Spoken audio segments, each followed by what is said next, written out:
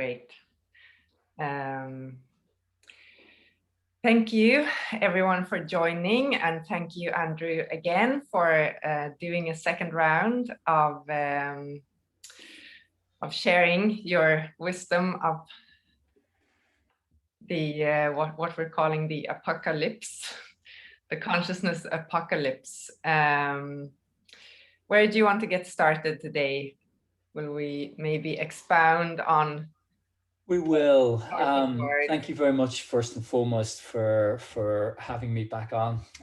We got through last week. We did a presentation, which is just outlining a lot of some of the general themes of what's emerging in our consciousness at this time, as seen through the lens of astrology. For the purpose of today, we're not really going to go back over what astrology is.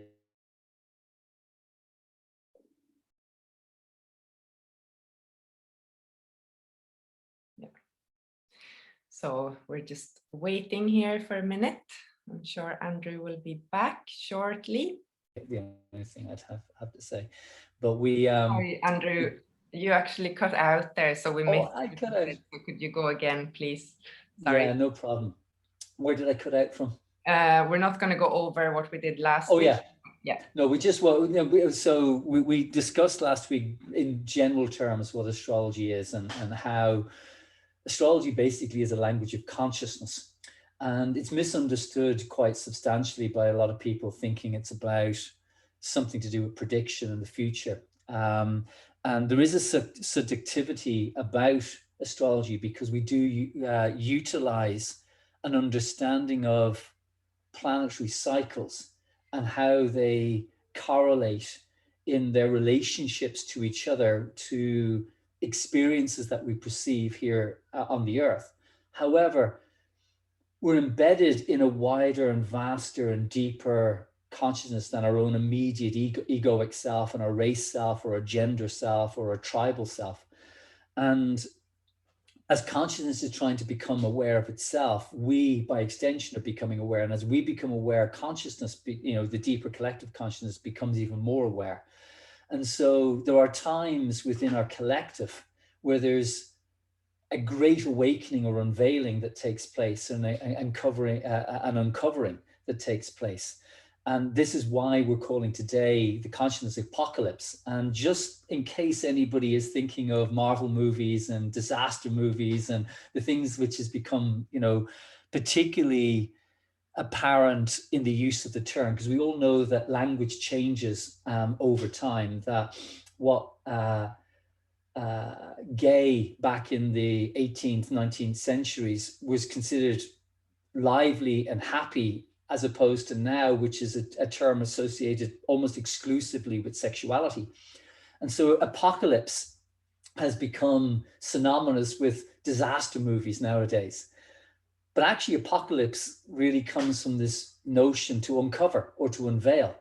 And a lot of the spiritual language used within, say, biblical terms or spiritual text terms were revelations that were transmitted through omen or through symbol or symbolism to describe shifts that were going on in the collective or in the personal.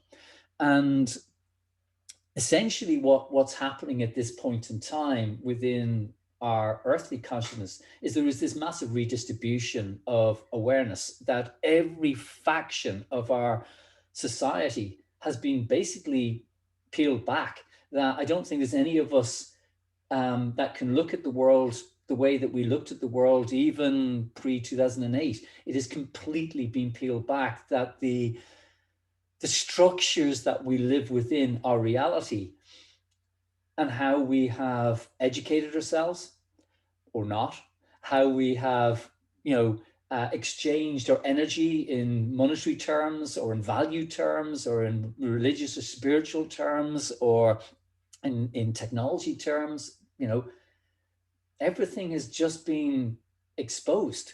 And it reminds me of that scene in the Matrix movie, where Neo wakes up and realizes he's a battery. you know, in a battery farm. And then there was the whole piece, which I've written about a little bit, Veronica, where there's a character called Cypher who is awoken. And it's like, I can't cope with all this revelation. I just want to go back. I know this is not meat that I'm eating and it's just a projection of my consciousness, but I like it. I want to go back. Yeah. And this is always what happens, you know, with great reveals. You get people who can't cope with the revelations because it means it's so devastating to realize that a lot of what we have lived within may not necessarily be true. And this brings up questions of what is truth and what isn't truth. And we're not talking about fake news and media and that. What is true? You know, I think even in terms of history and ancient advanced civilizations, I think like what we get taught in school, that history is that a few thousand years ago, there were just Neanderthal people that were sitting and banging a few stones together. And then it turns out there are amazing pyramids that are thousands of, like 12,000 years old, 26,000 years old, and they're built with composite materials. So it's the level of technology and the level of knowledge of how the energy fields of the earth work and how that all relates to astrology and the seasons and the cycles of nature, and how that technology was used for creating harmony in the energy field, both within nature and within humans. It's an amazing technology that people are discovering it now. And then at the same time, we're seeing this even stronger desire to suppress that knowledge that's coming up.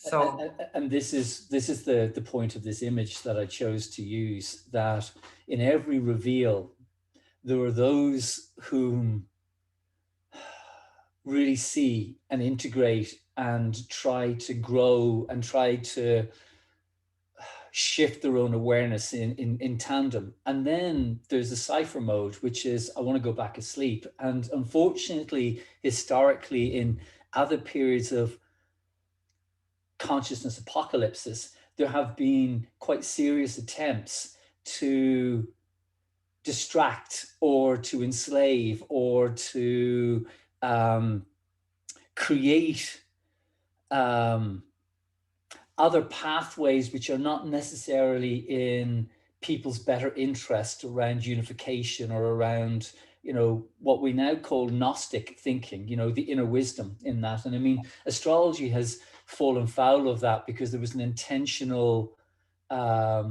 propaganda put out against astrology because it questioned the foundation of the church, of religion, because, you know, astrology is ultimately a Gnostic discipline. In other words, it's a philosophy that helps you gain self-knowledge. Yeah. And self-knowledge is heretical in the early days. So therefore, there was an attempt to demonize it. And so that was the descent down. Yeah. And so for like to yourself, Veronica, and we were touched on this last week, you know, like even within your profession, there are those who train to do yoga and they keep it at a very, very, very binary level. And then there's those who see it as the pathway to God, like true yoga, and a pathway to a more awakened state of consciousness. Yeah. Same thing with an astrology. And so what's happened, which is unparalleled, is that in recent centuries, is that the scale to which the reality that we're living in, the veil that we have had to keep us protected from ourselves, has been lifted. And whilst there may be, you know, breadcrumbs and circuses, as I saw being written on a number of comments about the, you know, the recent Euro competition, the football competition. Yeah. Let's distract the masses. I mean, like, you know, when people say let's get back to reality or let's get back to normality, I kind of think, and we talked about this, I talked about this with Karen in our classes, People seem to know more about celebrities than they do about their neighbors or some of their friends, you know, and is that a reality that we really want to go back to? Which, to be fair, those who are on your channel and in my channel are all be like singing from the same hymn sheet. Not a chance in heck. But this is the thing, that in every time frame where there's an awakening, there is a choice that has to be made. Yeah. Do we literally go with that, or do we sit in cipher mode? I can't cope with it. I would much prefer to be, when I say asleep, just not to deal with the implications, because, you know, even something as simple as there is self-responsibility for your own health, you know, which has now been taken away from most people, and it's been encouraged to, look, trust the drug, it's going to work. For some people, it's just too much, you know, and because our education system feeds the system as opposed to, you know, perhaps gets us to look at a wider context of, to your point, Veronica, as you were talking about pyramids. I mean, I don't know about you, Veronica, but I don't even know where to begin with constructing a pyramid at this stage. I mean, like, you know, I should know, but I have no idea. Yeah. You know, because we just aren't given those sorts of tools, you know, because the tools that we're given really serve the current system as opposed to a wider holistic understanding. Yeah. I'll the cipher, being fully awake and seeing reality, but actually also possibly having to face the pain of the illusion, right? Yeah. It's kind of where we are now, this place of, okay, things are really changing. Lots of people, when things are changing, it brings us into a state of the unfamiliar, right?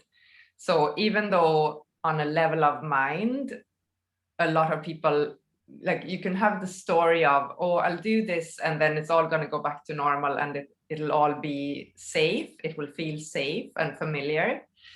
But because, like, the energy is shifting, the consciousness really is shifting on such a big level, when that amount of energy and that amount of vibration begins to, it's like it begins to shake us awake from the inside out, right?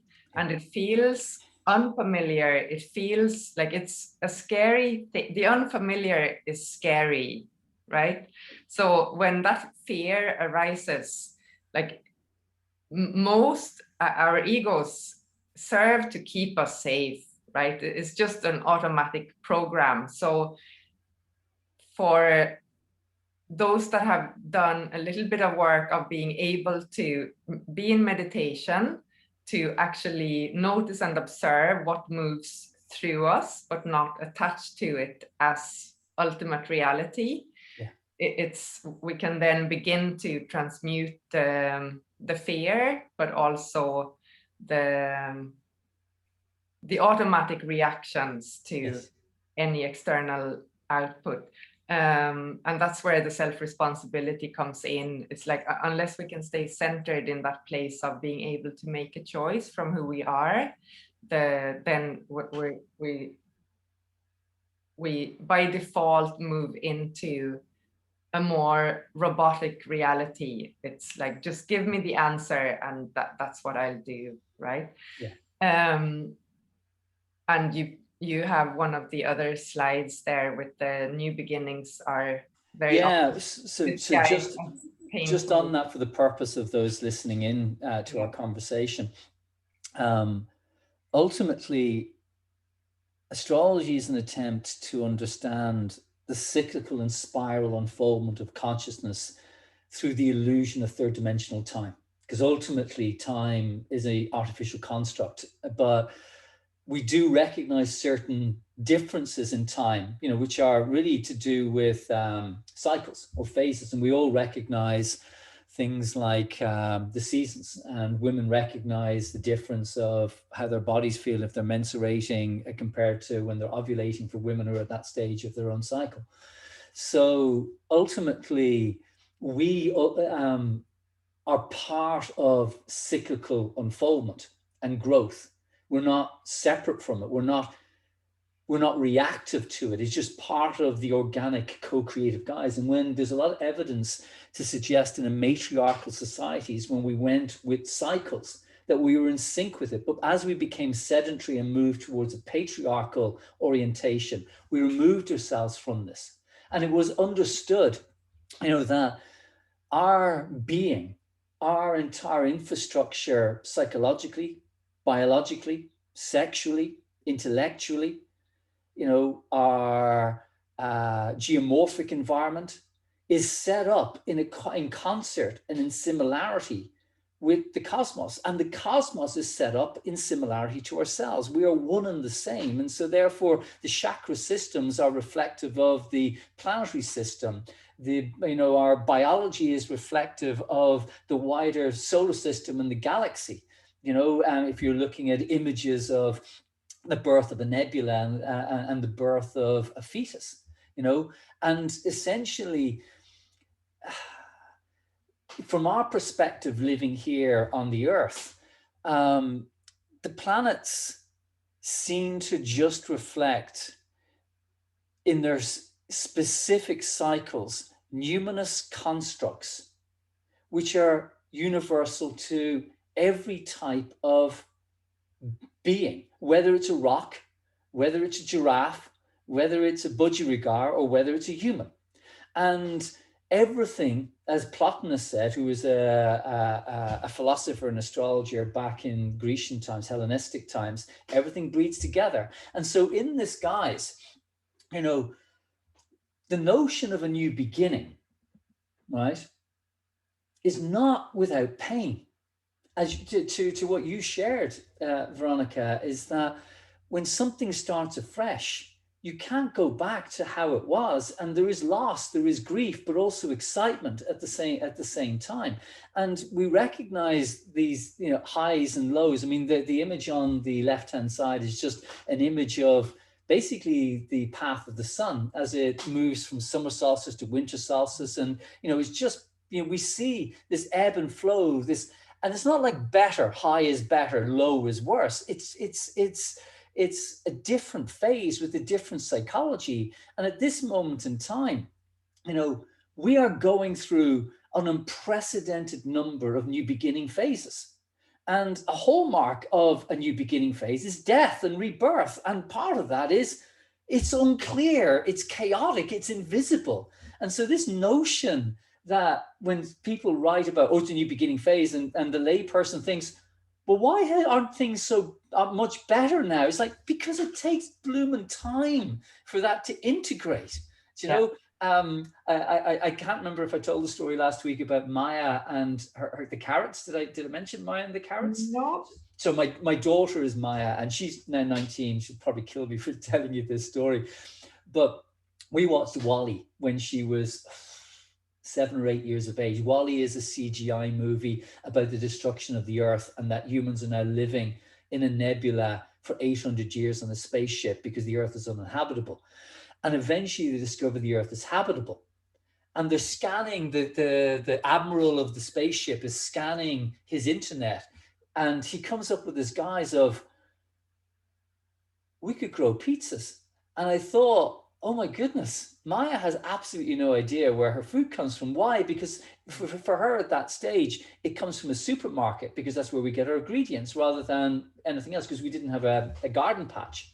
Yeah. So I went and I rented an allotment, and we planted the carrots, and I went back the following week, and Maya burst into tears. And I said, honey, what's wrong? He says, the bunnies have eaten the carrots. I said, no, honey, we planted the seeds. It's going to take a while before we see the evidence of that seed germinating, because she was just used to the immediacy. And I think it's important to stress this, because if you look at the implication of some of these new beginnings, so this chart here, Sorry for those of you who don't know astrology, but here is a list of all the new beginnings concentrated into a 6-year phase in the start of the 2020s.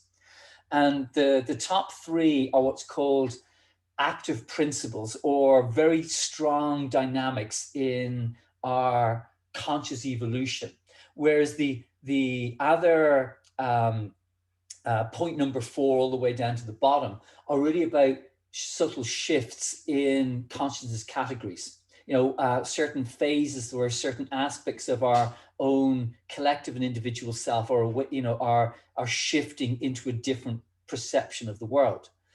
But you can see the top one, which we touched on, Veronica, last week, the redistribution of power, which took place on the 12th of January last year.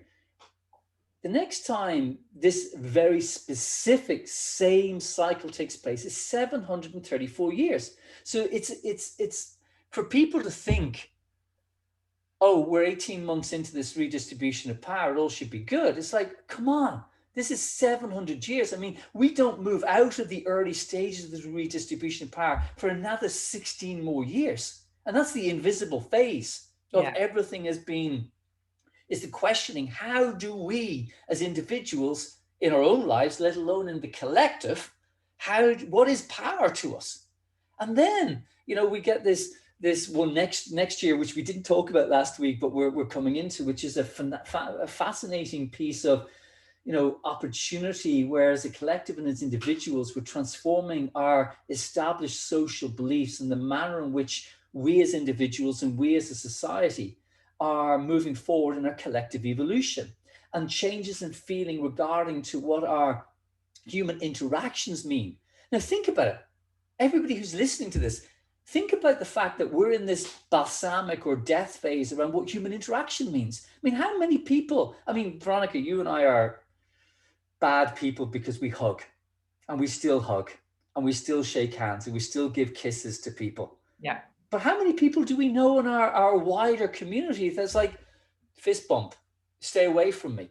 And so this whole notion of, isn't it fascinating? Now, just want to back up just one quick moment, just to a point of astrology here. Please, anybody listening to this, is not that the planets are causing something just because these cycles are going on, that we are being celestially determined. This is an ongoing shift in overall collective and personal emergence.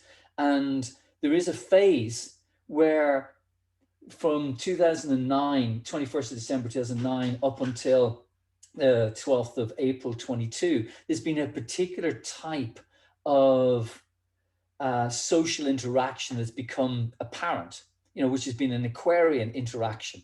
It's moving into a more emotionally intelligent interaction for a 13-year phase from 2022. So we're at the preparation for that as we speak, and that rebirths, which we'll discuss a tiny bit more on the 12th of April next year. And then we're already in the complete deconstruction of our reality. And what are we dreaming? Which then births coming into early 26, which therefore that in period of invisibility, which we're starting to head into now, goes on for another couple of years after 26.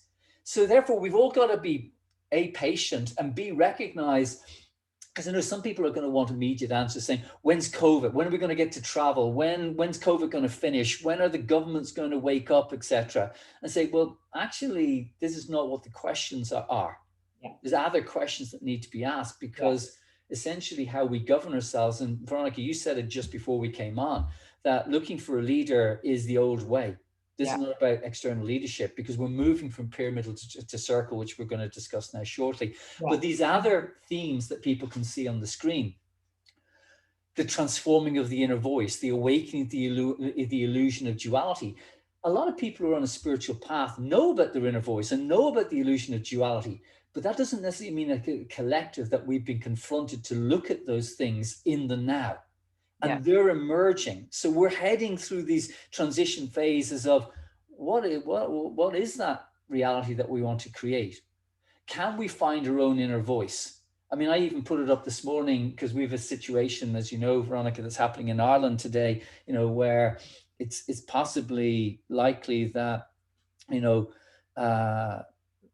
a society, whether temporarily or permanently, is going to be segregated based on medical health issues. Yeah. And I just can't get over how people don't have a voice or feel that they're powerless to say anything. Sorry, Veronica. And actually, not only is it going to be based on segregation, but I think there's a bill being passed now saying that it's illegal not to discriminate. Yes. So anyway. Yes.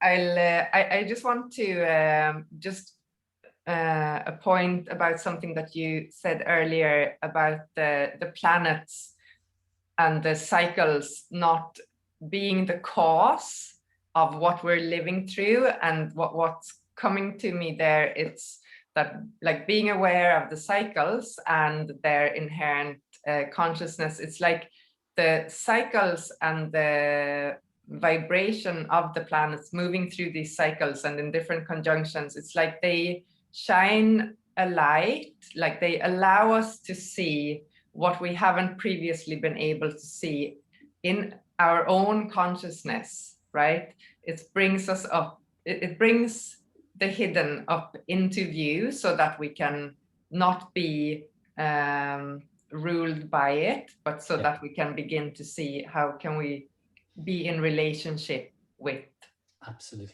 consciousness. Absolutely. So, listen, we'll come back to this piece. These are the general themes that we're kind of working through. And listen, there's more. These are just things I've kind of picked out. When I'm looking at the first 3 points that you had there on the dates are it looks like the major kind of influences seems to be Saturn, Jupiter, and Neptune. Would that be? So there is another cycle which refers to the start of the seventh airwave, which I did a talk in January exclusively on that. And it's really about a period of time where our economic and social belief systems go through periods of up to about 140 years within a particular model of consciousness. And the signs basically are expressions of perceptions of reality. So, for example, this particular movement that took place on the 21st of December 2020, within the auspices of this wider redistribution of power, was all about our voice.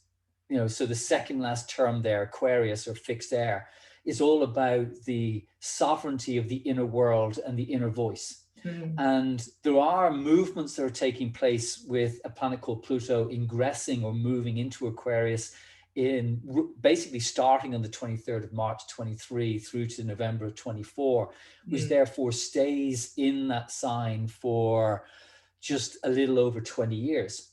And during that time, we were talking on Wednesday last week about some of the potential transmutational energies on an Earth basis, which is about, do people actually really realize that when they're actually doing games on Facebook and putting in, what their favorite color is, that data is being hoovered up left, right, and center as a profile is being made on oneself. And therefore, I do think in a dark level, we're going to see the abuse of power of your private data being utilized from 23 through to the early 2040s. Therefore, what do you do about that is you protect yourself at this time by saying, let's be careful about who I share my information with. And that, to be fair to the European Union, that was an attempt with the GDPR rules and regulations, but that's for other purposes, which we can touch on. But there is also a recognition, personal data is coming into it. So this notion of this chroniclers, this part of this cultural wave, of growth and measured progress is actually being put through an element called the air element, which the last time it took place was through the mid 13th century to the early 15th century, which, if you look at your history, was an intellectual renaissance and revitalization as we moved more towards a left brain rather than a right brain, because we moved out of a right-brained period, which was full of prophetic wisdom and insight and great Sufi. I mean, you know, my passion for the Sufis and Rumi and Hafez grew out of the prior, you know, revolution, you know, this artistic and, you know, religious revolution. So within this, a new consciousness within our societal terms is being born. It represents ultimately a deeper metaphysical meaning for life. And what does consciousness mean? And we can see that already that's happened this year. You know, transhumanism, the binary issue, you know, particularly with the millennial generation and younger, you know, AI, you know, and we'll come back to the mystical leanings in that. So there are phases, there are cycles within cycles within cycles, and they all percolate down into this bigger organic, you know, weave, you know, that we're part of. So to your point of the first 3 points, that's a nice summary of saying, let's put a few of them together. We're moving from this notion of pyramidal consciousness into circular consciousness. Yeah. And pyramidal is isolatory, hierarchical, egotistical, progress for the sake of progress, and exclusivity as opposed to inclusivity. But are we going to see that happen within our lifetime? I should bloody hope so. But no, I'm going to take a slightly more pessimistic thing and say gradually we're going to see that move. And this is where the issue of cryptocurrencies, the blockchain technology comes in, because that does away with the triangle. It tries to encourage information to be shared in the way that the internet was originally envisioned back in the 60s and, you know, 69 or whenever it was that in Berkeley or Stanford, the first computer to computer talk to each other. And then on our current version of the internet in 93, you know, started to take shape. We've seen an incredible change in the internet that now just becomes about advertising and marketing and, you know, about data collection, other bits and pieces. Let's not go there, because obviously we wouldn't be able to speak to each other, Veronica, from Waterford and Dublin or Wicklow if this wasn't actually the case. But we are actually seeing the collapse of our current reality. And, you know, there's some exciting things, you know, emerging, particularly the generation of new energy resources from 2025, 26 onwards, you know, and I'll come and chat about that now when we get to it. Yeah, but I'm getting this picture of walking along a familiar path, and suddenly you put your foot down, and that the solidity of the ground isn't there anymore. And you know, if you step into a little hole, your body gets this jolt of but this is when we know that this is happening, to remind ourselves at the same time as it feels like what used to be familiar solid ground is kind of being pulled out from underneath us, is that to actually have trust when we know that something else is emerging, to have trust, to go, okay, it feels like I'm falling, I feel the jolt, and I'm trusting that I will land, I will hit another ground. But also, to add to that, Veronica, trying to perpetuate the old paradigm within a new conditions leads to a lot more disharmony. And ironically, just before our call, I got off a quick call with my accountant, and he was a bit taken aback because it was a more philosophical call, and said, I need you to help me start to realign the way that my family finances are, to move away from the notion of banks and fiat currency towards something that's more appropriate in advance of, you know, the material changes that are taking place. And he says, listen, I don't know how to answer that. I said, no, I don't expect you to know how to answer it. I'm not asking you. I'm saying to you as someone who's helping me, because that's your background, can we co-create a way, you know, forward that is ideologically I can sit more comfortable with, and also that's in keeping with the organic changes, so that we're not ahead of the posse, but that we're creating the way forward, you know, which then goes into the collective and that other people can access, as opposed to just react. You know, and I'm not interested in money. This is my biggest challenge because I just couldn't care less about that end of things. But I'm just thinking, you know, there's too much of my life that's still embedded in pyramid, and I need to move into a circular, guys. You know, because I mean, again, you know, energy, money is one form of energy. You know, it's values, the value that we put and invest into it, and then the time and energy we put into creating it. It's just an energy source, and we are coming into a time of reappraising. When, for those of you who are astrologers on this, when Saturn and Neptune reach Aries, and Aries is about the generation of new energy, we're going to come into a material time of questioning what is energy, what is, you know, how is energy, you know, and its importance to the human spirit, because we all know that energy is fundamentally important to the human spirit, because I mean, it started with fire and Neanderthal. Well, actually, that's if we believe history, and let's not go down Atlanteans and, you know, all of that end of things to it. That's can I I'll jump in here.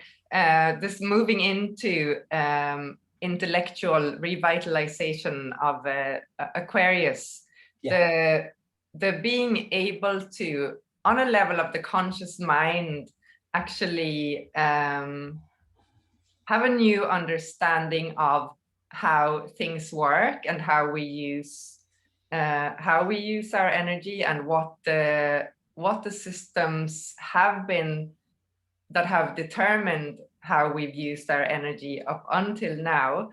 This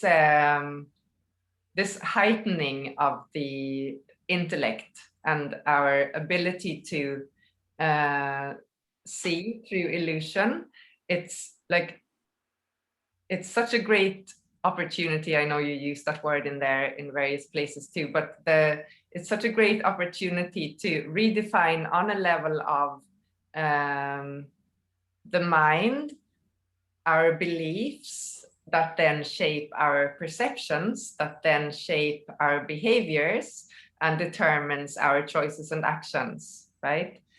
Yeah. And why? Go on, sorry, go on. Yeah, and then I was going to say, when this when things get bumpy along the way in the apocalypse, this having an idea of what the changes actually are, like the disappearance of fiat currency, for example, it's when we know what's coming, we can also begin to, instead of just going, oh, I'm just a victim of all of this, and what am I going to do? If we know that certain things are coming, then we do have the power to make different choices around how we live our lives and where we give our energy to, and who we cooperate with, and how we co-create a different reality, right? So here's a conspiracy for you, right? Just a different angle on it, right? Yeah. So it's often said that you know, that wealthy people, you know, powerful, inverted commas, societally powerful people use astrology for their own best interests. Yeah. So if you think about two things here, one, there's a lot of young children who are seriously questioning the education system. It's not fitting them. And, you know, there's a lot of people opting out of that education system to try to create their own self-education. Yeah.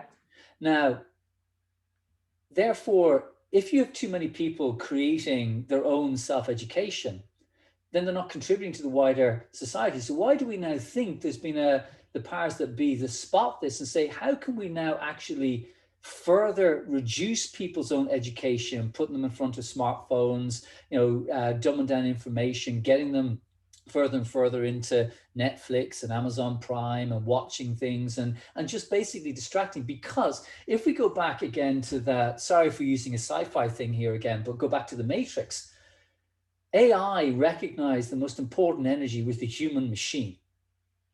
And we can harvest a lot of energy, not just electrical energy, but spiritual energy, mental energy, emotional energy, because we create tremendous amounts of energy as humans.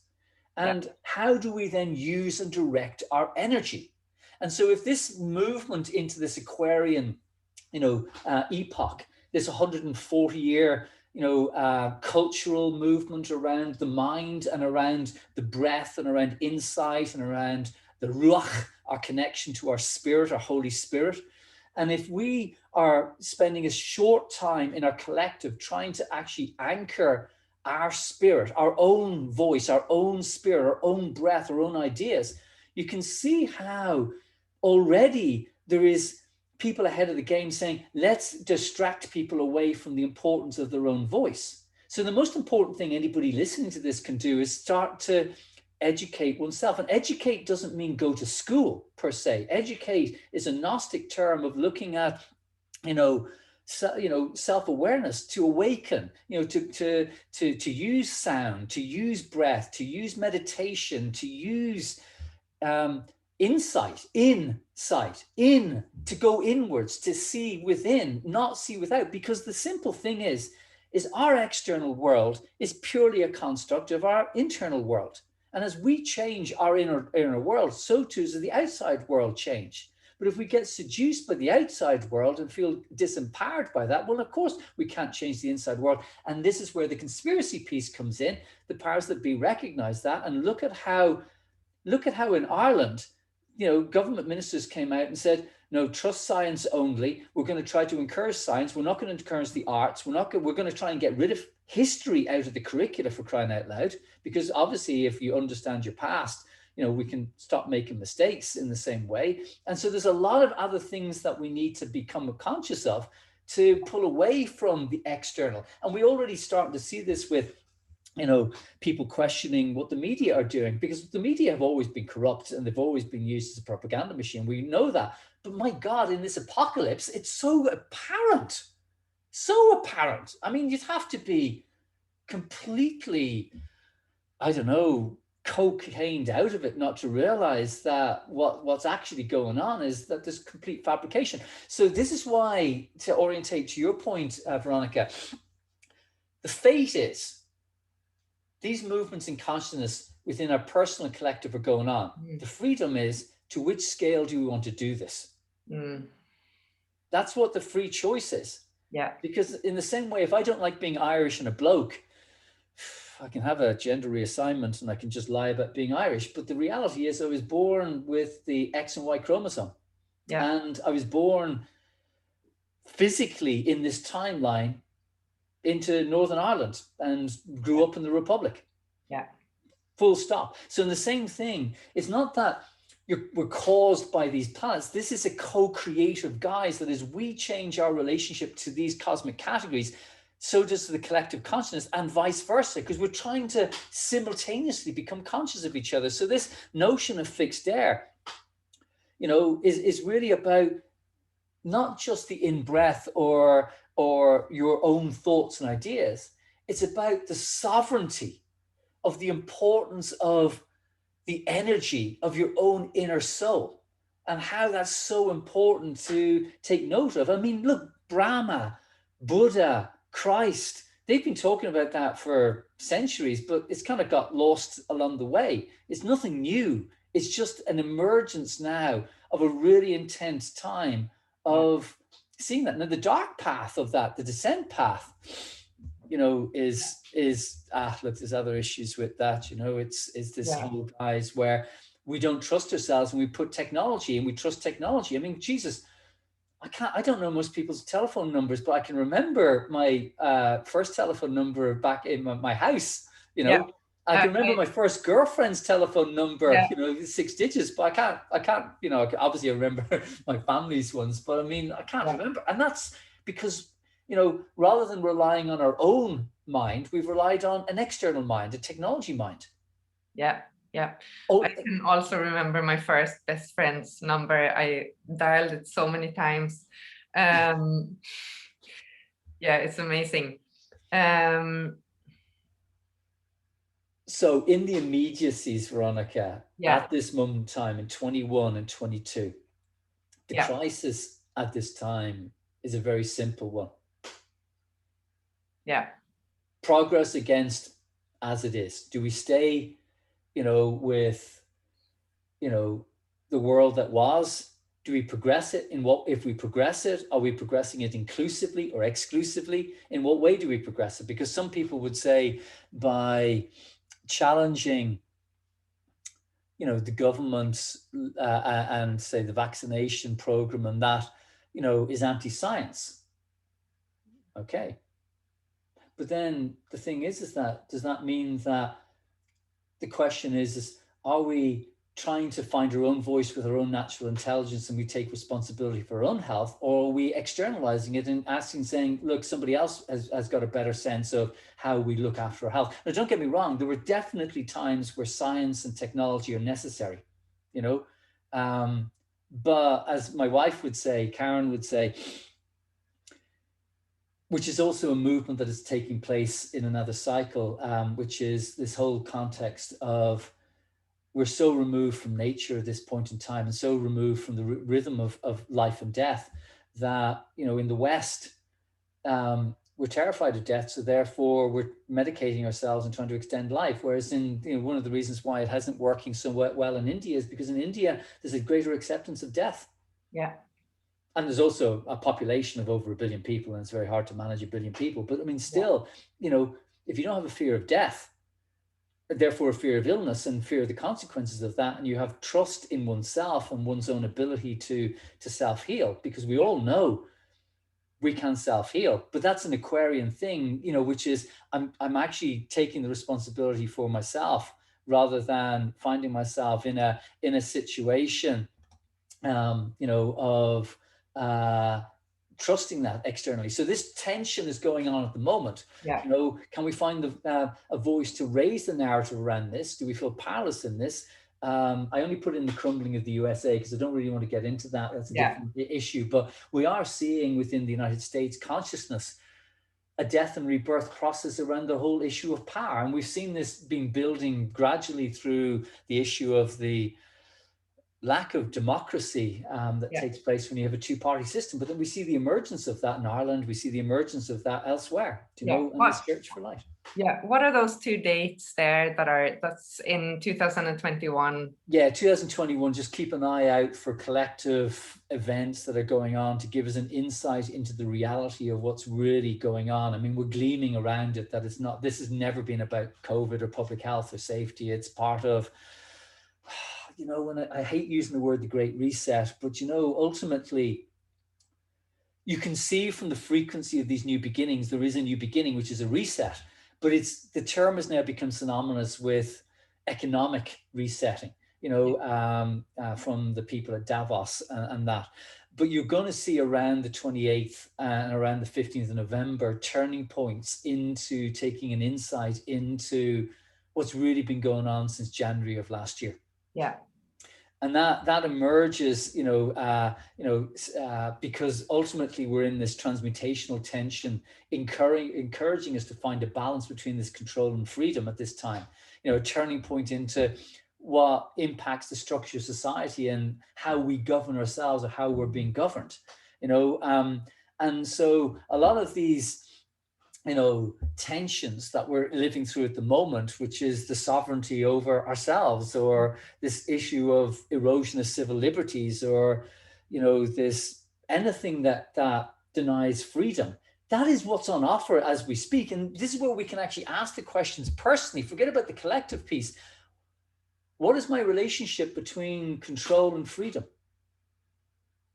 And we all know that in terms of, say, even in relationships, you know, like, are we living in our relationships in a way that is co-creative and inclusive, or are we trying to dominate over somebody, or our fear bases, you know, are our anxieties controlling ourselves, that we're living in a state of consciousness that denies a sense of openness or freedom? And we're not talking about carte blanche, anything goes freedom. We're talking about, you know, personal responsibility for living a true existence, not an egoic existence. I mean, you said it at the beginning, Veronica, that the ego is a very strong conformist guise. Let's stick within what we know.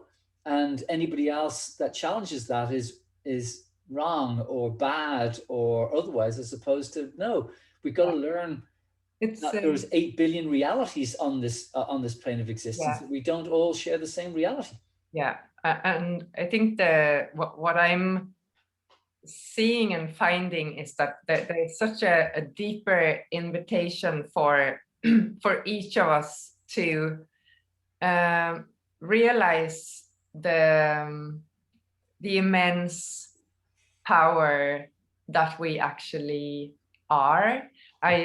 It's like when control begins to increase, when for anybody who feels the squeeze and wants to oppose it, right, to fight for freedom, it's very the triggers that live in the ego of survival and defense or attack are the ones that get hit first, right? Yeah. But all that programming does is dissipate our energy, right? Because the ego is the ego emerges from survival, trying to survive, right? And it lives in the mind. So there's this like, instead of, as we're progressing now into increasing control from the outside, rather than like jumping into either fight mode, right, or flight or freeze or withdrawal, there's this like, instead of remaining in and perpetuating the war, right, is where am I in this moment, not in the future, not in what's going to happen, not what happened before. And the last thing that I'll say here is this, the use of our own energy, how we know ourselves, right? For anybody who lives with other people and that has a family, it's a slightly different experience. But for anybody who lives on their own, or even only interact with the same people all the time, what the isolation did, right? The quarantine, the isolation, the online interaction, and the distancing, is it removes us from physically knowing and having ourselves mirrored and felt in the world, right? So when we don't have the anchoring in our own physicality, in our own electromagnetic reality, it's so much more easy to get frightened and to believe that I just have to go with what somebody else tells me. It's like I see people walking around and people are in deep trauma from this isolation, and it's contact that heals us. It does, and which leads very nicely into this April 22, guys, because in this field of consciousness that we're living within, and yes, there is this tension between, you know, awakening and maintaining and finding a balance between reform against tradition, or progress for the sake of it, and progress that's more organic in that, guys. You know, we've left in that tension, that anxiety, a feeling of separation. And the sign of Pisces in astrology is associated with a cooperative, inclusive, two-way emotional exchange between two people, or between self and the world around oneself. And we can see that as a particular signature called a Jupiter-Neptune signature arises in the sign of Pisces, which last took place in 1856 in Pisces, but it goes on every 13 years. There's this movement of euphoric growth, or this questioning of feelings regarding what our human interaction mean, you know. And you can see how, Veronica, to your point, how isolation or uncertainty or increase erosion of trust, between self and the world around oneself, or self and even people you know quite well, can give rise to this existential question of what is the human condition and what is necessary for our human interaction, and do we want to build a human interaction around space and distance?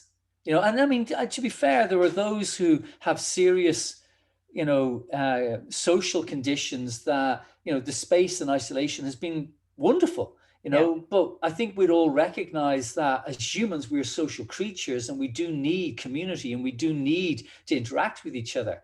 So one can't help but feel that, ironically, even if it's been contrived, there is a potential positive aspect of the level of social isolationism, because it's actually then kicking into that euphoricness of no, I really want to get back together. And hence why you get some of those scenes that we've seen recently of people forsaking distancing to get back into gathering and into groups and connection. So why this is called the waking light is that this cycle is associated with a stepwise process of encouraging us as individuals and us as the collective to really seek a transitional phase for our personal and collective value system, because a word of technicality, planets that are closer to the sun that can be seen from the Earth represent frameworks within our human psyche that are everyday and ordinary, where planets that are so far out in our solar system that from the Earth can't be seen represent deeper shifts that are very subtle within, that have an impact gradually over time on our third dimensional reality. So Jupiter is associated with how we seek to experience the broadening of our horizons, how we seek joy, how we seek to grow. That growth is not necessarily always constructive, but how we seek to grow. But Neptune, which is a planet that is quite far out in our solar system, is a deeper, more existential questioning of unity, and what do we see as being unified? What is a unified field? So when the two of them align with each other, ultimately individuals who are born with this signature, or timeframes where we're living through a time where this signature is significant, it symbolizes steps that we as individuals, as we as collective take in transforming our established social, cultural, emotional belief systems, and the manner in which we as a society are moving forward within our collective emotional evolution. And so this particular time frame is an incredible opportunity and preparation to start to question for ourselves, what is our belief system, and what is our belief system within humans? So for example, Veronica, I wrote about this on Telegram, actually, my attitude around going into shops now where I choose to maybe not listen to certain government guidelines. But I really create a field which I believe that most people are good people and kind people, but really instead of fear and anxiety. And I really go in there with the absolute intention of creating that field around me. And I've really only been challenged 3 times, and 2 of those 3 times were very cordial and very polite. And, I tried to be kind and polite back to that person, genuinely so, and smiled and thanked and gratitude. And it created a totally different energy field, as opposed to stuff that I sometimes read online where people are at war, because people can be at war. So this is the thing that we can do to prepare. And of course, there'll be people on this, listening to us saying, well, why don't we just do that now? Why do we have to wait for a conjunction of these 2 planets and say, no. At the moment, we're in an energetic weave that is really looking at, the cultural, societal framework of 2009 to 2022. And we're in that sort of guise, where, we've been seeing massive changes in social infrastructure to create more space. Like, look at the advent of relationship, even things like sexually. How many people are now meeting online and creating, profiles, of where there's a lot more space? And I'm saying that is due to shift, because 1856 for 13 years to 1869, apart from anything else, was an incredible reaction against technology, a movement towards greater spiritual meaning, as people thought that the world was coming to its end with the advent of technology. And so there was a deep quest for meaning and purpose, which is the rise of mesmerism and spiritualism and the spiritual movements of the esoteric traditions. Now, it's not that we're going to repeat the same history again, but you can see how that is arising, where there's these deeper existential questions of this emergence of what is light and what is meaning. And that is exciting, if we are bringing that into our own plane of existence. And so, of course, people's belief systems are transforming, because how many people don't know what to believe in anymore? They can't believe in government. They can't believe in gurus, because the gurus are falling, because the pyramid is collapsing. And so, you get, leaders falling off their perch, and rightly so, at some level, because there's an inherent toxicity within that pyramidal structure that has to shift. Yeah, I'm getting a water wave, second chakra wave here, womb power. It's when you're speaking now, it's this, when you speak about going into shops, honoring your own choice around guidelines, and I'm also honoring my own choice around those guidelines in the same way. But there's this, like, rather than having predetermined that you're in a war with everything that you meet, right? For me, it becomes this weave of conscious use of energy, not that I am this and somebody else is that, and I'm gonna push against everything I meet because I am right. But there is this, like, what is present here? What is present in the meeting of other people?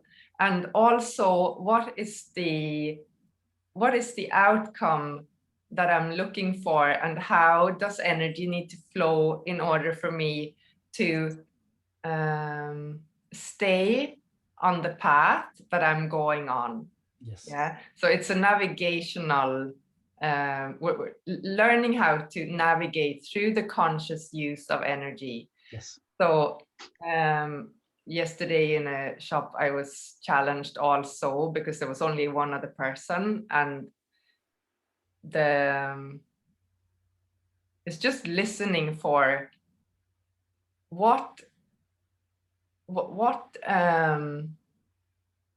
where is the energy of this person, and what words will allow me to stay in my own stream and have the outcome that I'm looking for. Yeah, it's very simple, actually.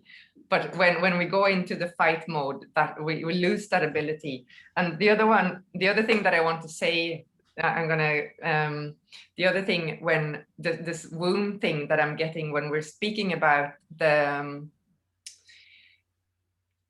more and more reliance on screens and technology, and having our the impulses for how we use our power, consciousness, energy, right?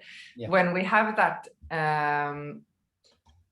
determined by outside, when we have that determined by outside digital impulses, we have the emergence of, like, there are sex robots. You can buy dolls that are artificial intelligence to have sex with it. I don't even know what level of, I don't know what kind of human, what kind of exchange do you have with something that's dead?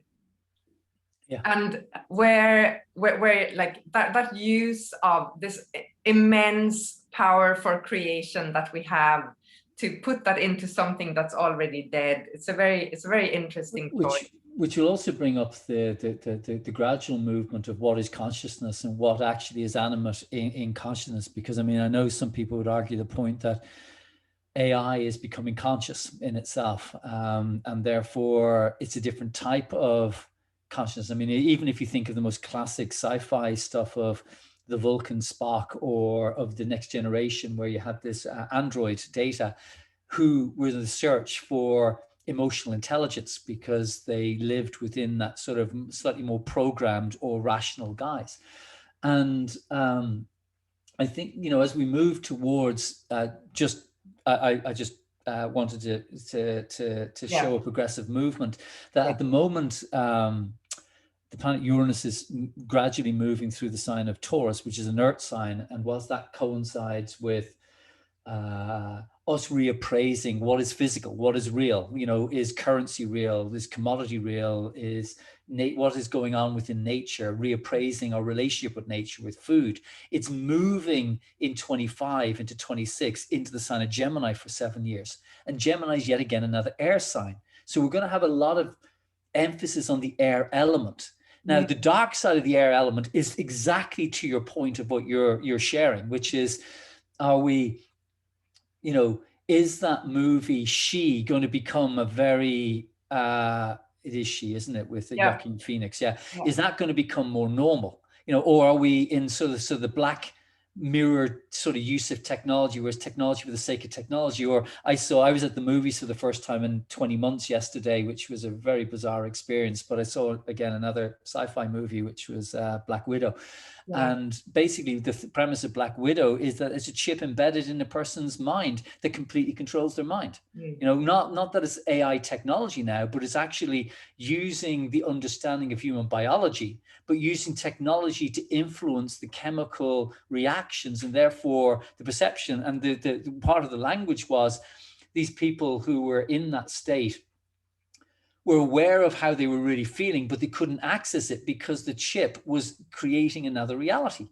Now, these are things on a dark note, you know, that is very likely to be a crisis point from 25, 26, where we're seeing, you know, the dark side of technology being utilized and information issues, you know, taking place in technology for technology's sake.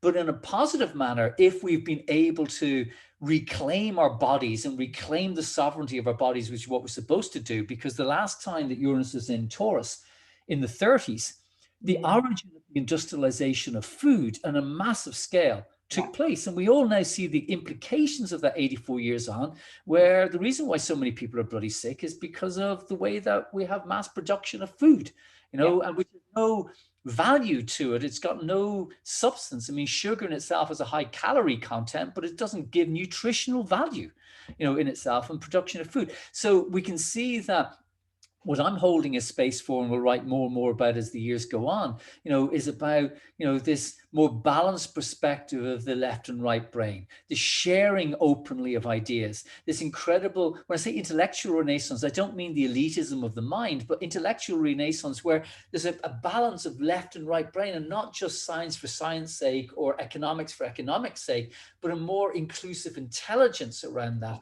But to, again, back to your point of dating, and that you can see how with the judgment of the exterior that I swipe right or swipe left without a context of the interiority, you can see how, you know, this breakdown of this reality that we're in and this bringing the dream into reality. Is that a dream, Veronica, that you want to create coming into this nodal phase of 2026, where we're bringing a new dream into being, you know, where we're creating a new dream, you know, as we did back, you know, in 1989, as we did in the early 50s. Now, obviously, you know, the last time that these two signals were back in Aries was, we're talking several hundred years ago, you know, so this is Aries in itself. It's called a cardinal fire sign. Cardinal means to initiate, and fire is about energy. And to me, the biggest question I'd ask everybody listening to reflect on is, energy is fundamentally, it's fundamental to the human spirit and the human race, because essentially we have prospered as a humanity by channeling energy, whether it's fire, which was basically the mastering of chemical energy, whether it is of movement, which is kinetic energy, you know, whether that's kind of firing spears and missiles and that just for food, whether it is the mastering of water, gravitational energy, whether it is the understanding of nuclear or thermal energy. So, you know, obviously we've got the emergence of a new energy network, you know, which is basically all the digital network, the internet and that, and there's a reality that's emerging, you know, in that. And in order to do that, there has to be power. And we obviously all know that power has come from hydrocarbons. And so is there going to be new energy, you know, modules? Because we know that spiritually, the Merkaba field is a really important energy field. We know that, you know, going back to my analogy of AI using human spirits as batteries to power their own essence, that we as individuals create tremendous amount of heat and energy, you know, to live. And how are we using that energy? And moreover, we're not talking about necessarily a energy crisis per se, though I can imagine that, you know, with the agendas that are going on, will the traditional forms of how we used energy be depleted during a 14-year phase from 26 through to 2040 to challenge us to do that? You know, and certainly what can you prepare to do for that is actually saying, well, what does energy mean to me?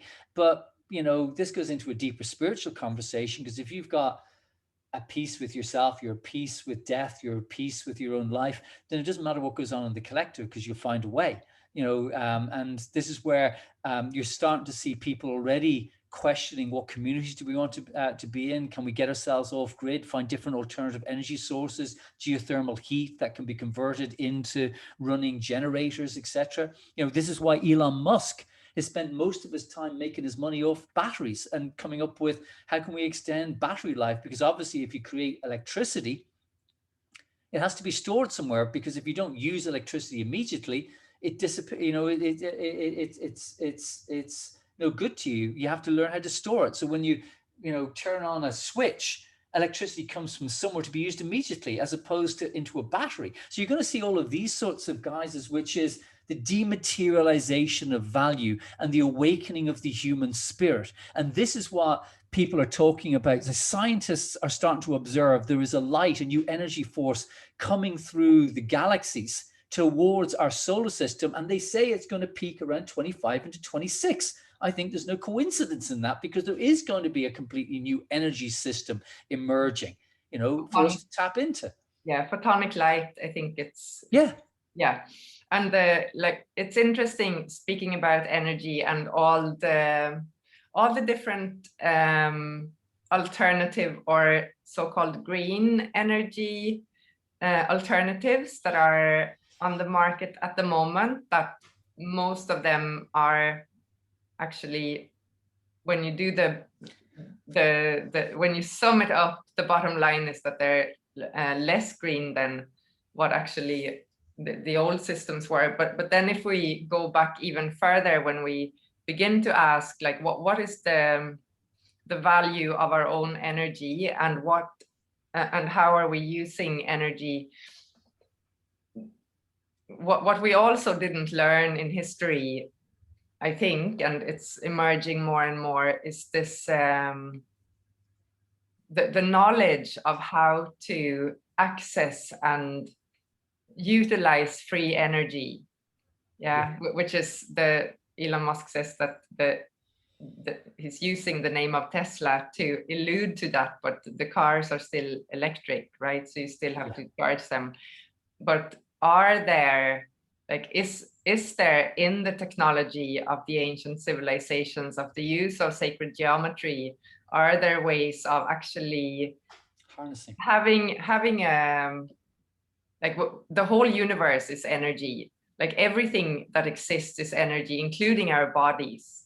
Yeah. So if we're tapped into and using ways of being in relation to nature, the ground, our buildings, our interactions, when we're in harmony with the energy that creates everything, how much food do we even need to eat, right? how much the impulse to constantly consume lessens enormously. Anybody who's fasted for any amount of time knows that the rest and the peace and the clarity and the inspiration that comes from that, and then when we consciously only move with where there is harmony, is a completely different way of living. Yeah, absolutely. And then even like a friend of mine, his spiritual teacher, um, used to do a little parlor trick in restaurants where he get sour wine and he just put his hand over the wine, just he actually was visualizing a particular type of gold and blue light. And after a couple of minutes, the wine tasted really sweet. Yeah. And, you know, ultimately that was the co-creation of the energetics of seeing the fact that we don't live in a solid physical world, you know, and the fact is that we've been encouraged to get more deeper embedded within this physical plane of existence, which is what this movement of 2008 to 2023, 24 has been about, is seeing the illusion of the material world. But yet at the same time, how adhering so many people are to that physical world, hence where the food issues, the issues of, you know, oh, we've got to preserve our societal values. So we're seeing, you know, from 23 onwards, we're going to see irrevocable shifts in our understanding of inner space, you know, and the exploration. And what I mean by inner space is not just the inner technology, you know, of the in-breath or some of the dark things that we could do with privacy of our own data and, you know, what you really like to do, which is seen by your browser time as opposed to what you tell everybody that you do. Not even that. Yeah. It's about this notion that the Brahmas and the yogis talk about, you know, which is a complete understanding of energy that exists through dimensional space and time. And so this notion of an external light source that is moving from outside of our galaxy into our solar system, you know, is only an externalization of an inner process of awakening that's actually happening within this plane, because we've never seen. This is unparalleled in terms of the awakening process, in terms of how many people are seeing through the veil. Now, the question is, do they end up doing a cipher, or do they do a Neo or a Trinity? Or a Morpheus, you know, to use the Matrix analogies. Yeah. That's left to be seen. Yeah. But, you know, the issue of energy, and I don't want to make this about, oh, Andrew, are you saying what we should do is look for financial investment in these new energy tech companies? And to your point of green, you know, they're all using hydrocarbons, you know, and the batteries of, unfortunately, electrical cars are far more destructive to the environment than actually hydrocarbons are at this moment in time. Yeah. But aside from that, if we're able to start to master, you know, our own spiritual worlds, the fact that we're not just physical creatures and emotional creatures, intellectual creatures, but we're also spiritual creatures. And the movement astrologically suggests a greater awakening towards a spiritual plane of consciousness becoming a more commonplace expression, which is why you get so many spiritual people quite excited about this emergence, what they call the new earth. It's not like a new earth. It's just another awareness of living on a different consciousness, a different plane of existence. And so some of these practical things like black mirror technology, nanotechnology, issues to do with, you know, the pharmaceutical industry and chemicals being put into the body. Ultimately, it is true that will take place on a material basis, but that is divorced from what's really going on a deeper consciousness basis, where there's complete changes pending around our understanding of reality. This is why in 1856 to 1869, there was a tremendous focus of the collective energy into mysticism, because people were starting to recognize the material world isn't as solid. Yeah. But then consciousness at an overall level was different in the 19th century than it is in the 21st century. You know, so therefore I wouldn't expect us to go down the same path, but expect trends to be there. And the more that one is starting to do that work, the breath work, the healing work, releasing oneself from the obsession with food, you know, talking to the food, seeing that immanency, you know, is part of nature in itself. So plants have a consciousness and animals have a consciousness, because this whole issue about how do we treat the world? How do we treat animals? How do we treat? So, I mean, even though there's a revolution going on in food, and I have certain reservations about where that could go and certain excitements about where that could go.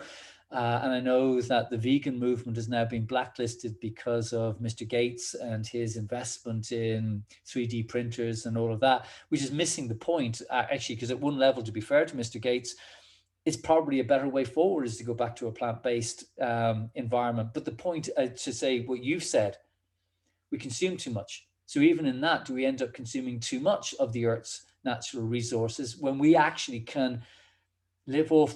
I'm not suggesting breatharianism, but prana, because,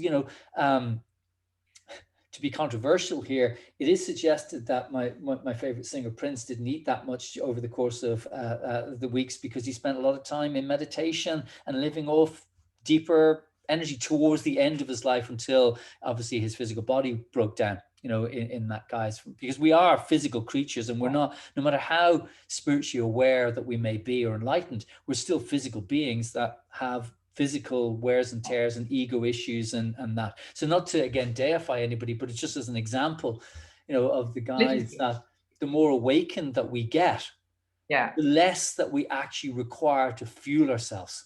Yeah. The word that comes to me is alchemy, and we're becoming conscious alchemists. Yes. And it's this, like, rather than it being a concept of I shouldn't consume more, or that there is a lack of food or resources. There's, to me, the reason why there is a sense of there being a lack of resources, and this narrative of overpopulation is because of it's not because humans are consuming too much. It's not because there's too many people. It's because the distribution of the resources is hijacked by just making as much profit as possible. Like the waste of the system, the amount of food that gets thrown away, and the amount of, it's like a perpetual cycle of rape and pillage, basically. It's just taking, and the reciprocal, natural, balanced relationship between humans, the human body, and nature is broken, right? And that's where the profit gets extracted. So in this, like, coming back to whether I'm fasting or not, or whether it's this, it feels like this awakening that's happening is that we're coming into, and we're beginning to see our own inner alchemist. It's beginning to learn and really come to know that we are the elements of nature, right? Yeah. How is it? What is this wisdom that our ancestors actually had? How do I remain in balance in my own body? How do I remain in harmony with my environment, right? Yes. And to be at that point of actually, and I, like, before astrology was demonized, I think astrology and alchemy had very strong, one and the same. Yeah. So it's the hidden knowledge, or what, the occult, that's actually being revealed to us again, I think. It is, and again, this is the question that people listening to our interaction can ask themselves, of saying, well, if in a conscious guise there's a nodal space within third dimensional time, within this plane of existence, within this timeline, to create new conditions of being, to dream them in 25 into 26. We're also in a time of this redistribution of power. And, you were beautifully just highlighting the fact that power currently is distributed towards consumerism and towards profit and towards with the greatest respect, slavery, because for capitalism to really operate, there has to be slaves. You know, there has to be a pyramidal model. And certainly there's a lot of people I know behind the scenes who are creating cooperative, inclusive communities, and, you know, are blessing the earth, or are praying for the earth, and not praying, you know, in a sort of Catholic or Protestant or in a religious manner, but literally in, you know, sovereignty with the energetics of Gaia, and, you know, of trying to raise the energy of, I mean, there's a beautiful, I'm showing, you know, my literature reading and all of that, but there's a beautiful scene in one of the Narnia Chronicles where humans forget that animals can, you know, can speak, but then the animals also forget that they can speak. You know, and it's not just us as humans, it's consciousness in itself. And the more that we move away from that sovereignty, you know, like for example 3D food production, because the earth can produce as much. The issue with 3D food production is the same thing with the issue of digital currency. It costs far too much to transfer 1,000 kilograms of gold from one place to another, whereas you can do the same digitally for next to nothing. The same thing, that it's too costly, both on land and in, you know, crop production, to feed cattle for 2 years before they're slaughtered, than to basically 3D print food. And so it's, unfortunately, at that level, at the macro level, you've got energy consumption issues and you've got profit. Where in actual fact, if we change our model around that and look at other ways of seeing what abundance means and the richness of it, then it threatens the current economic system, which is what's happening at this time. And I don't think as many people really recognize, because a lot of people get caught up with the micro battles and wars that are going on, to look at the bigger picture of the fact that we're being exposed to the fact that the third dimensional world is a complete illusion.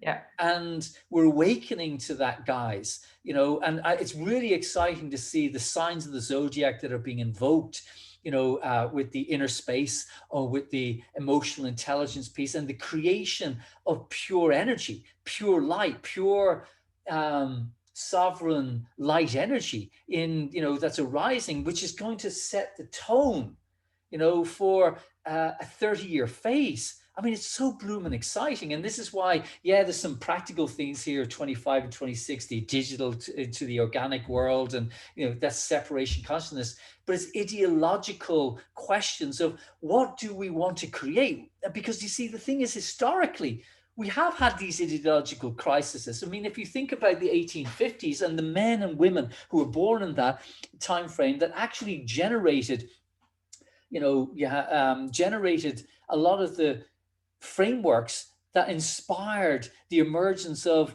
the late 19th century, early 20th century worlds in psychology, in socialism, in philosophical, political, and science ideology. And we are going to be living through that time, as well as we're going to have children born with that consciousness embedded within them. And it's really exciting in that. And the only reason I put in the incursion of personal responsibility is I do think that a lot of the externalization of responsibility with green passes and yada yada is just going to hit a point around that time, you know, where people are just realizing enough already. So it is, the only reason I put abolition of traveling slavery is because I do think that the issue of the European Green Pass is a deeper cynical ploy to regulate movement, and it's got nothing to do with COVID. And I do think it's going to hit a point, you know, down the line where people are saying, listen, we don't want that, we don't consent to that, and it might take a couple more years, you know, in that regard. But that's not to be fearful or negative. It just seems to be playing itself out, you know, in that way. But I mean, it's you know, this guise of opening ourselves up, you know, to this occult wisdom, which means hidden knowledge. Hidden knowledge. And it's not just hidden knowledge for spiritual purposes. We're talking across the board. We're talking in terms of the way that we think, the way that we see food, the way that we see the animals, the way that we see nature. And you can now see why the deeper, more cynical agenda has gone on to say, because to be fair, and I'm going to be conspiratorial here, you can see how the powers that be have been using this knowledge of the consciousness currency to their own end. And they've been very clever with their own agenda. Because if you look at the timeline of the Davos piece, it's completely in sync over the next 6 to 7 years with all of this astrology stuff. So if they're using that to their own agenda, so too can other people, because my frustration today, speaking today, is how many people feel powerless. And as I said on my social media today, it's like, I can't get over the fact that people feel powerless, because if everybody didn't consent, as the Poles didn't consent to, certain restaurants not opening, and the government had to concede to them, because unfortunately, that's the reality of our social political model. We have a lot more say at this time. And so I do think one of the big issues that are going to emerge gradually is the encouragement of personal responsibility en masse. So if we can start to do that and show the way now, it creates, because remember, this two-way process, as we grow, it feeds the Akasha, the collective. As the collective grows, it feeds us, and it's a reciprocal, guys. So the more we feed it fear, the more fear feeds. It's a bit like that mythology of the wolf that you feed, the dark wolf or the white wolf, and that's what we have to ask ourselves. Yeah, and that's, I think it's such a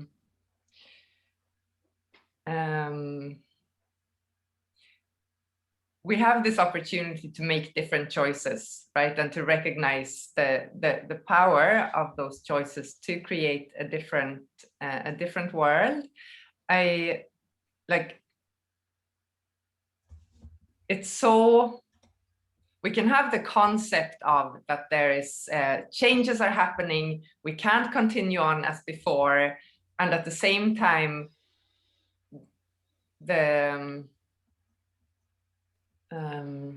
our familiar way of being in the world is like, okay, changes are happening, but our programming, our conditioning is, we just want to continue on as normal, but be conscious of that changes are happening. That's just not going to cut it, right?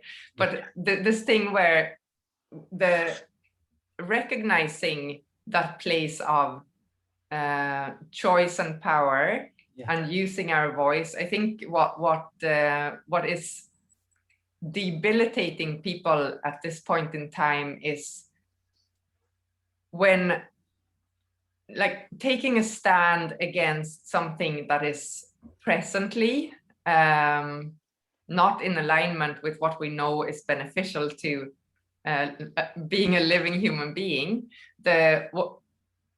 Because the shift in consciousness is so big, right? If I say, okay, I'm going to take a stand against this, and my nervous system goes, it has a reaction, like it will hit a place of pain or trauma that might be from generations back. Like the healing that is happening now is so, like the veil truly is very, very, very, very thin, if not gone altogether, right? Yes. So it's the challenge is in the, like, so it has to take time to. And here's the thing, right?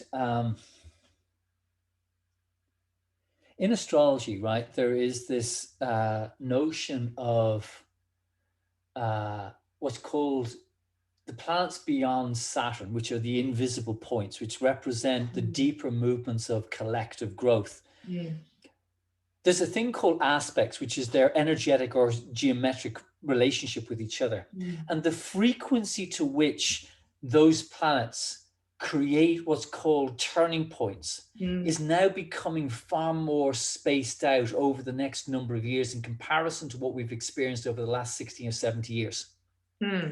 And so if you look at then also the acceleration, the incredible acceleration in material consciousness, because we could argue the point that spiritually we've regressed as opposed to progressed. Not everybody, but we could argue that. What's interesting is that we've got this incredible concentration of new growth energies taking place at the early stage of the 2020s. We don't see that again for quite some time.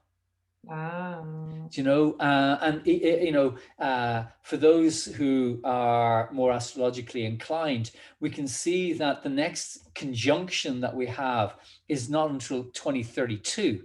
We don't see that going on at all. We don't see that little symbol taking place anywhere in the 2040s. You know, we have an incredible amount, you know, of them. You know, we had an incredible amount of them going back in the 1980s, the end of the 80s, and we can see that of what was taking place 80s into the 90s. I mean, I've said this in my astrology classes. The level of spiritual literature that was available after 1993 is exponentially incredible compared to pre-1993. You could go to a bookshop in the late 80s, early 90s, and you had Louise Hay, you had Susan Jeffers, you had the Starseed Transmissions, you had occasional books. But now after 93, there was this just explosion as the waking mind was eliminated, and there was a great opening that was taking place, you know. And I mean, I know I benefited from 93 myself, because that was my own personal epiphanies and moving down, you know, this route in itself. We also had conjunctions take place in the 60s. We all know about the 60s and the civil rights movements and the changes and the emergence of the hippies and yada yada. You know, we had that at the start of the 50s.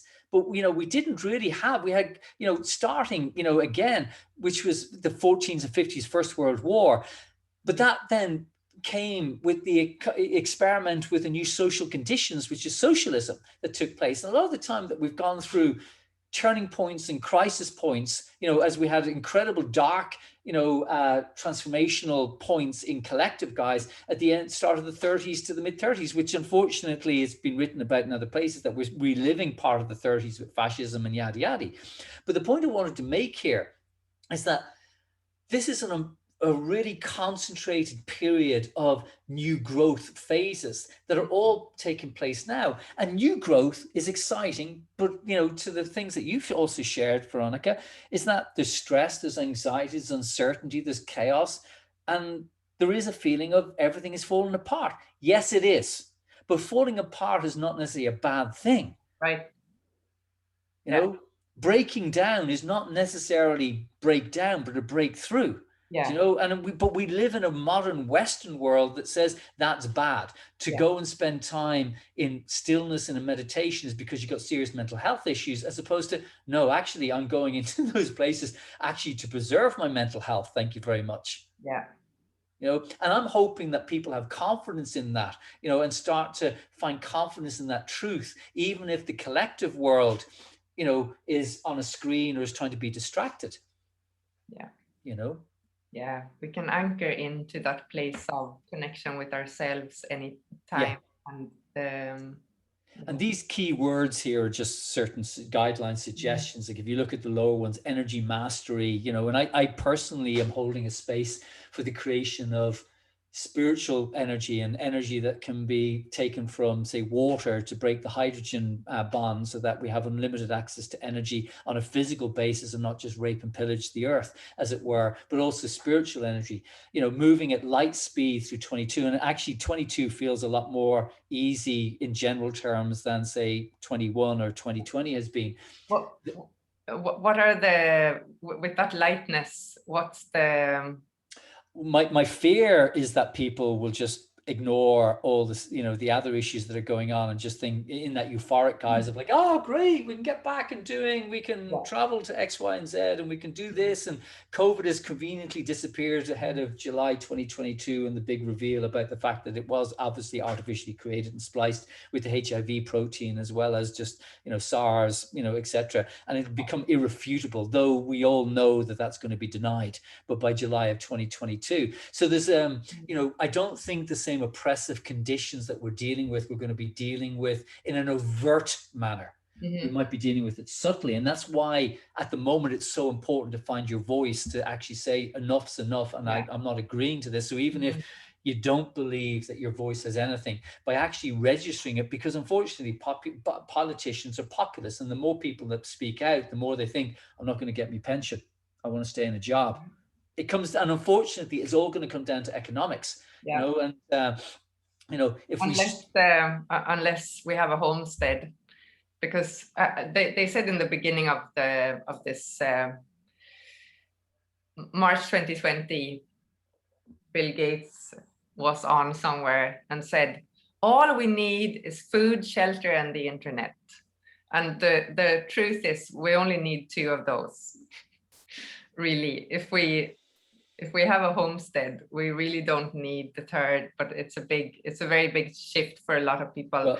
Well, my wife believes that around some of that Pluto and Aquarius, Mercury and Gemini phase after 2025, 26, that the grid will go down and the internet will go down, and there will be intentional way to, you know, and that's part of the energy source piece, which if you have your own homestead, you can generate your own energy, your own electricity. You've got other options than that. That's where the 2024 information overload, you know, mentally kind of wired out. The green man is more this notion that we're going to move into a phase of really looking at nature again and looking at our connections to body and biology and food and pharma.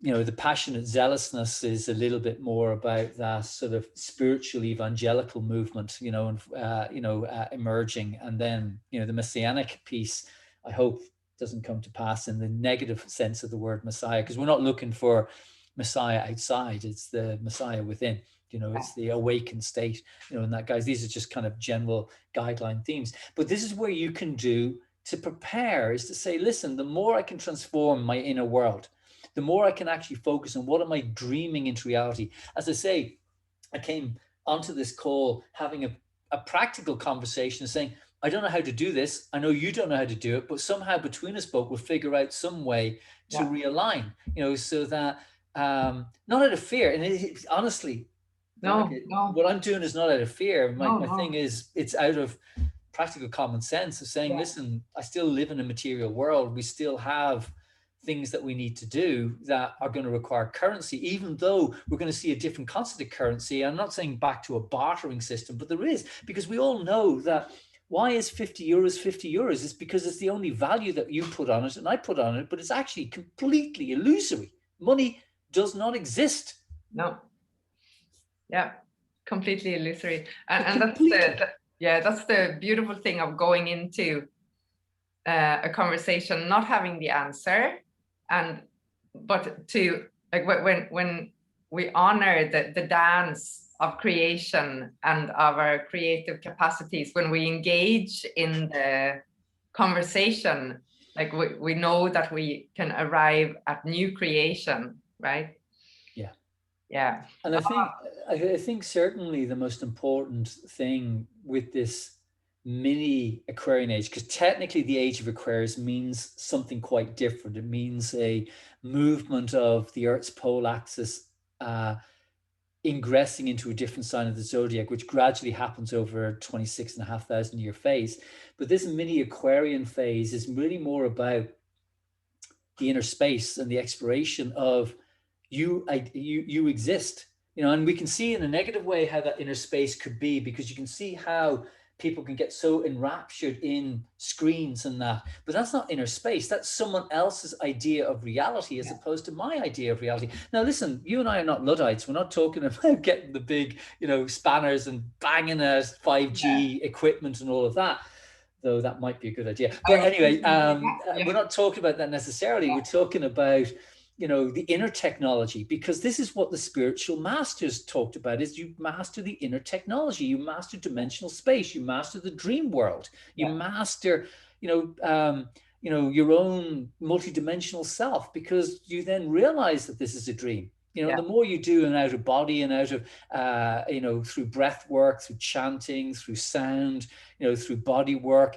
through fasting, it creates a looseness of reality that you then start realizing the multidimensional self. And I genuinely believe that that is becoming more and more conscious from certain individuals who are enlightening, you know, rather than, you know, this sort of, you know, Buddha piece or Christ piece where it's like, oh, it's a pyramidal elitism. It's like literally enlightening. And as we become more enlightened, we don't need as much of the earth. We don't need the material circumstances. We start realizing that we don't need to travel to India, you know, per se, physically, because we can draw India towards ourselves. I mean, that's possibly part of the digital piece, but it's also part of the reality of why certain spiritual people have been able to bilocate themselves, because they realize that time and space is illusionary.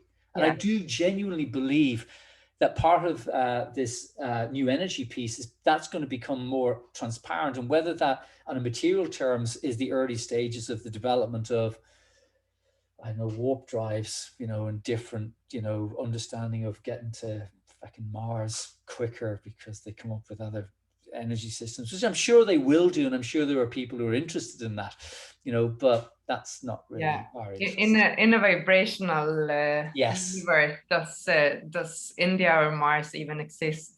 This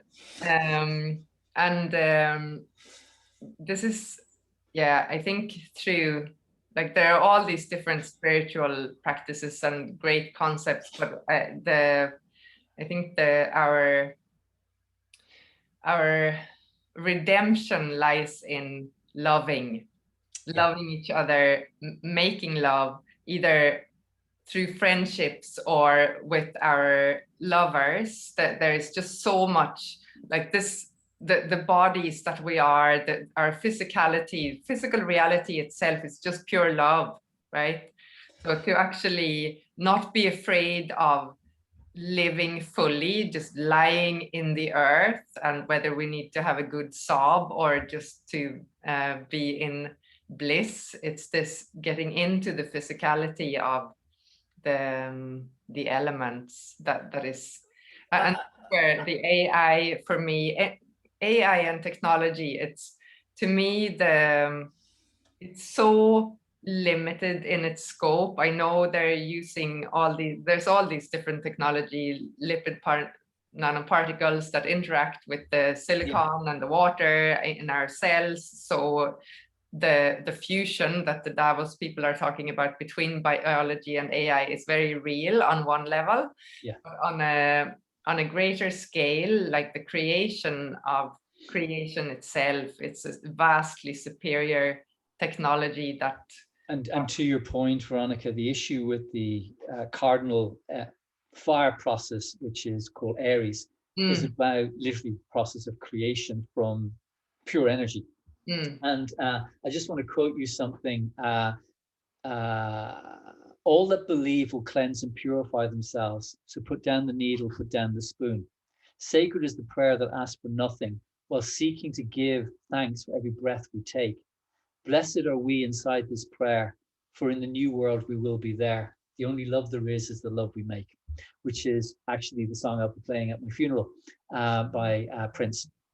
That was written in his album Emancipation at the end of the 90s. And it is literally that, to the comment that you make, it does come down to love. And if you genuinely come from a place where we are with the energy of love, in itself at that deeper level, that is what we can sustain ourselves. And that's what I'm trying to do on a practical basis, and even I had an experience many years ago of investing in an oil company, which is ironic because I have an environmental background and I completely have issues with it. And of course, it was the only share I ever invested in that collapsed and literally was delisted. And I thought to myself, isn't that a great exercise of realizing that the internal world and the external world don't align with themselves, because I'm ethically out of alignment with what the oil industry is, even though I still put petrol into my car and that, but I intentionally invested.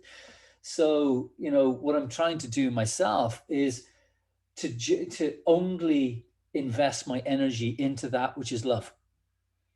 So whether that's monetary, whether that is physical, whether that is intellectual, because that's what I'm trying to create for myself in terms of this sovereign state that we're moving through, this shift in consciousness. I'm not saying I'm right. As I say, I'm only doing what is within my limited awareness, and that, guys. But this space is so incredible for the creation of new conditions of being.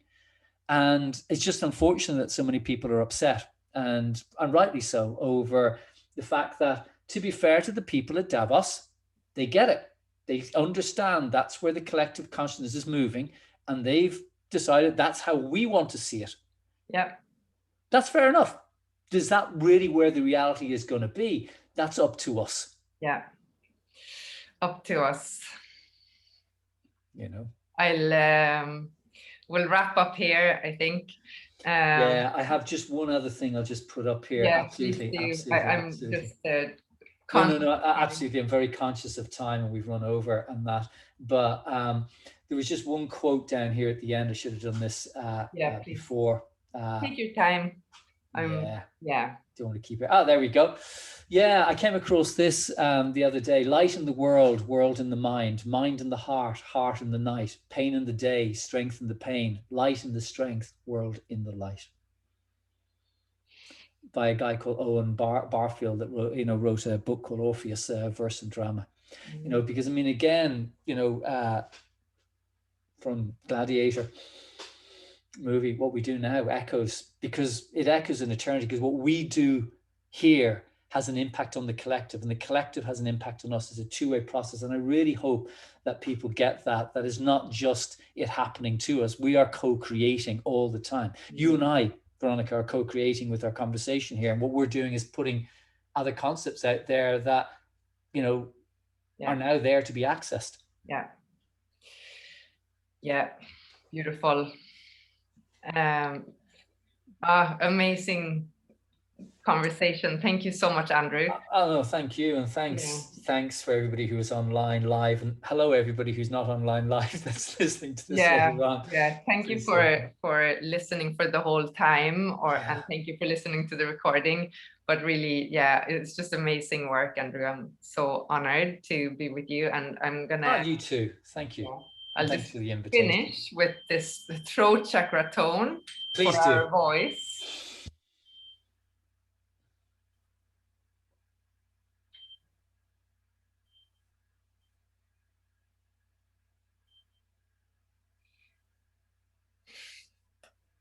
Thank you.